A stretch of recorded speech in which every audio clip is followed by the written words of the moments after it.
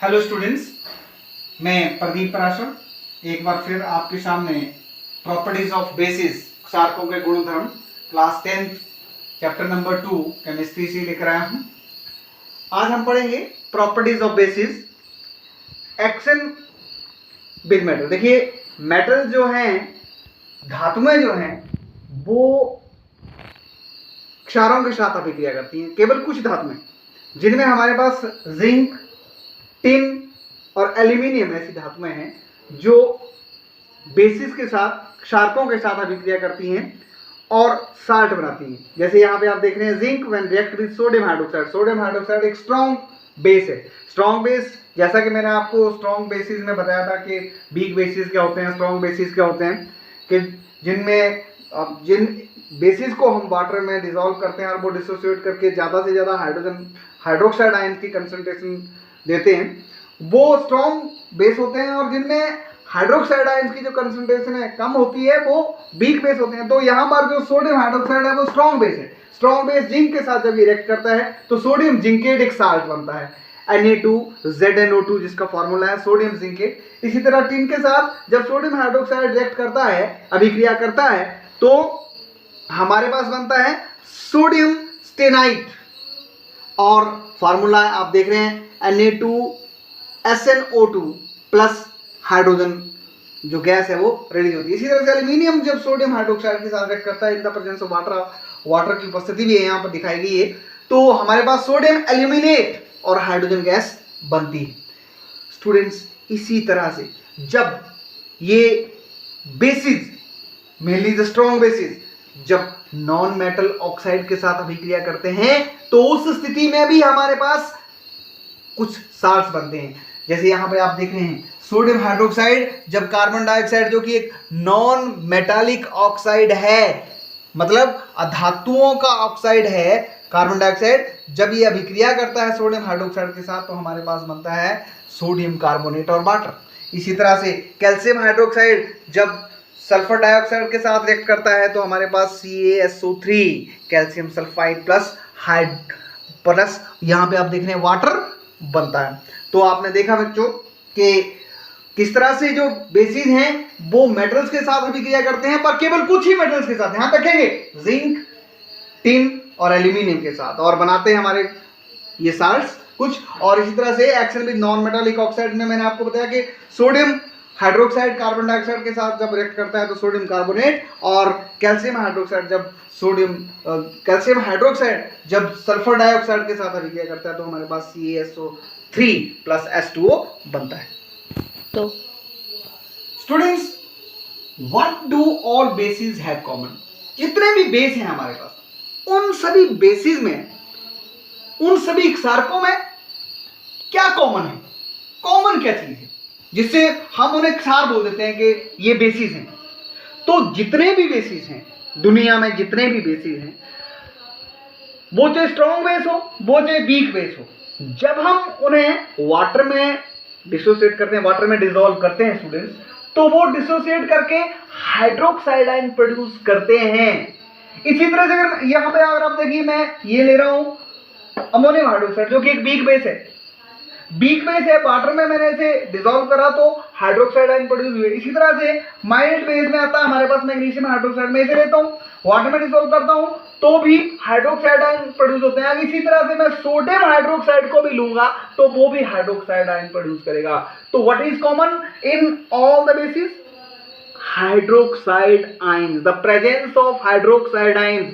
कितने, कोई भी बेस हो, अगर हम उनसे वाटर में डिसॉल्व करेंगे तो उसमें वो डिसोसिएट करके हाइड्रोक्साइड आयन प्रोड्यूस करता ही है। तो कॉमन क्या है? Hydroxide ions are common in all the basis.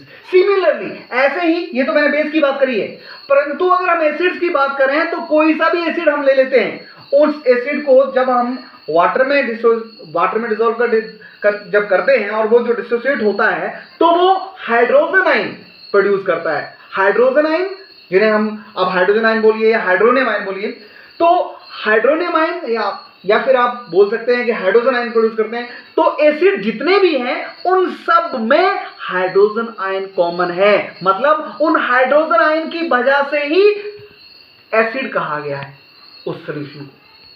और हाइड्रोक्साइड आयन की के कारण ही इन्हें हम बेसिस को बेस बोलते हैं।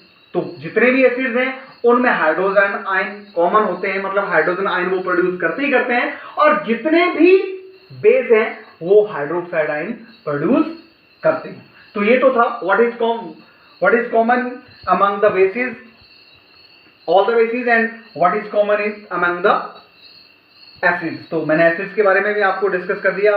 हालांकि टॉपिक था कि बेसिस में क्या कॉमन होता है, पर एसिड्स के बारे में भी आपको पता चल गया कि एसिड्स में जितने भी एसिड्स हैं, चाहे वो स्ट्रॉन्ग एसिड्स हैं चाहे वो वीक एसिड्स हैं, they all have hydrogen ion in them. Presence of hydrogen ion is common in all the acids. Yes students, next topic हम ले रहे हैं यूनिवर्सल इंडिकेटर्स। यूनिवर्सल इंडिकेटर्स सार्वभौमिक सूचक, जिन्हें हम हिंदी में बोलते हैं सार्वभौमिक सूचक, जो मतलब बताते हैं। ये सार्वभौमिक सूचक मतलब यूनिवर्सल इंडिकेटर्स क्या होते हैं? It is nothing but it is mixture of several indicators. ये बहुत सारे जो सूचक हैं, इंडिकेटर्स हैं, उनका मिक्सचर होते हैं, which passes through a series of color changes over a wide range of hydronium ion concentration। मतलब कि wide range of hydronium ion की जो कंसंट्रेशन होती है उस तक ये चेंजेस, जो भी जिस तरह का भी कलर चेंज आता है उसे बताते हैं। और यूनिवर्सल इंडिकेटर्स को जब हम, ये ज्यादा कुछ नहीं है, स्ट्रिप पे फिल्टर पेपर की, जिसे बहुत सारे इंडिकेटर्स के सॉल्यूशन में डिप कर दिया जाता है, फिर सुखा लिया जाता है, और फिर एसिडिक और बेसिक सॉल्यूशन में जब हम उसे डिप करते हैं तो उसमें कलर चेंजेस आते हैं, और उस कलर चेंजेस को हम कंपेयर करते हैं। आपके पास एक स्ट्रिप दी जाती है पीएच पेपर की, जिसमें अलग अलग कलर होते हैं, और हर कलर पे जो है वो नंबर होता है। वो नंबर बताता है कि उस कलर जो आपकी स्ट्रिप में जो कलर चेंज आया उसको हम उस पीएच पेपर के कलर से मैच करते हैं कि उस कलर पर क्या नंबर है, और उस कलर का जो नंबर है वो उस सॉल्यूशन का पीएच कहलाता है। इस तरह से ये यूनिवर्सल इंडिकेटर जो है वो हमें हेल्प करता है to find out the pH of the solution. हम किसी भी सॉल्यूशन का जो पीएच है वो फाइंड आउट कर सकते हैं, मतलब हम ये जान सकते हैं यूनिवर्सल इंडिकेटर से कि कोई सॉल्यूशन एसिडिक है या बेसिक है। अब देखिए तो पीएच क्या है? PH is a number which indicates acidic और basic nature of the solution. ये एक तरह का एक नंबर बताते हैं, एक नंबर होता है जो ये बताता है कि कोई सॉल्यूशन जो है, कोई घोल जो है वो अम्लीय है या क्षारीय है, मतलब वो या एसिडिक है या बेसिक है।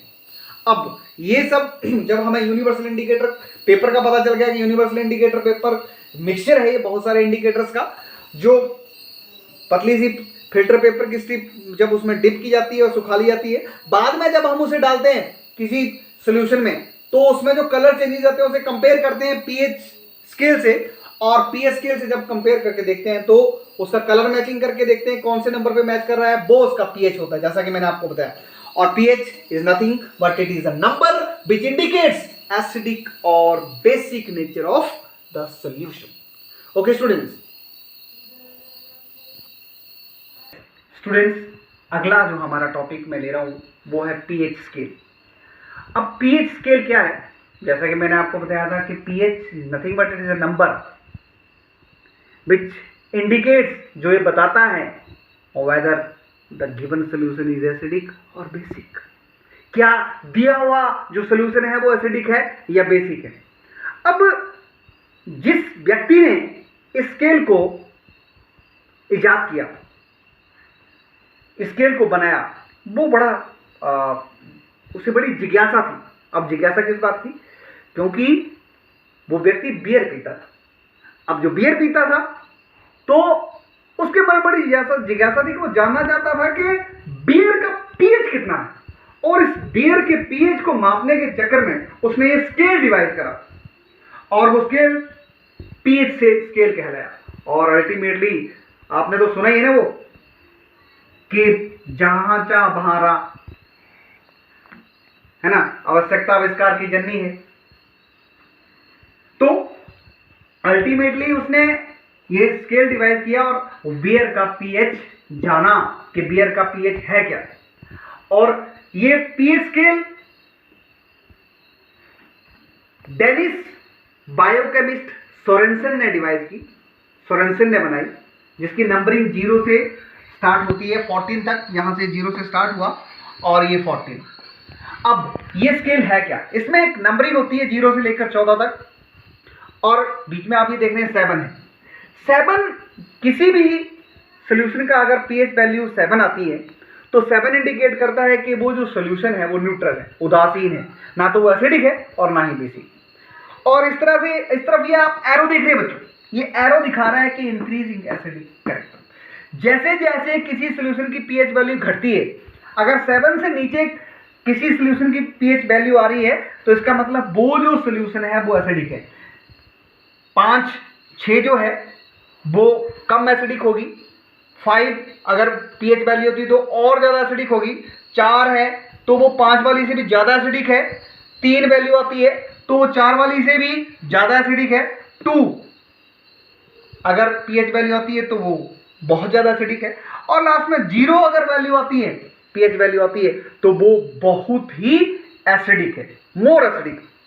मतलब पीएच वैल्यू जब घटती है तो एसिडिक कैरेक्टर बढ़ता है, पीएच वैल्यू जितनी कम आती है सॉल्यूशन की एसिडिटी उतनी ही ज्यादा होती है, मतलब वो सॉल्यूशन उतने ही ज्यादा एसिडिक होते हैं। अगर पीएच वैल्यू बढ़े, अगर 7 से ज्यादा की हो, 7 to 8, 9, 10, 11, 12, 13, 14, तो जो सॉल्यूशंस होते हैं बेसिक होते चलते हैं। यहां पे आप देख रहे हैं कि 8 जो अगर पीएच वैल्यू 8 आ रही है तो वो कम बेसिक होगा, 9 आ रही है तो ज़्यादा बेसिक, 10 आई तो और ज़्यादा बेसिक, 11 आई तो और ज़्यादा बेसिक, और सबसे ज़्यादा बेसिक जो होता है अगर पीएच वैल्यू 14 आ जाए तो सॉल्यूशंस की बेसिसिटी बढ़ती है अगर पीएच की वैल्यू बढ़ती, और पीएच की वैल्यू अगर घटती है तो सॉल्यूशन ज़्यादा एसिडिक होते हैं। तो जब सोरेनसन ने स्केल डिवाइस कर ली तो सबसे पहले उसने बियर का पीएच ही मेजर किया, और बियर का पीएच होता है 4 to 5। मतलब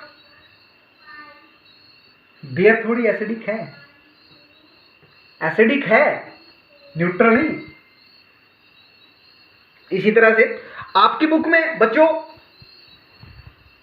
पीएच वैल्यूज दे रखी है, कॉफी की, टमाटो जूस की, गैस्ट्रिक जूस की, लेमन जूस की, और ये जो पीएच वैल्यू है एग्जाम में किसी भी एक सोल्यूशन की पीएच वैल्यू पूछी जाती है एक नंबर के लिए, तो फाइंड आउट करनी है, सभी वो लर्न कर लेनी है, एक नंबर आपका रेडी। थैंक यू, आज के लिए इतना काफ़ी है बच्चों। और अगर आपको मेरा चैनल, मेरा वीडियो ये ठीक लगे, आपको आपके ज्ञान को बढ़ाने में मदद कर रहा हो तो इसे लाइक करें बच्चों, ज़्यादा से ज़्यादा कमेंट करें, शेयर करें और चैनल को सब्सक्राइब करें। Thank you.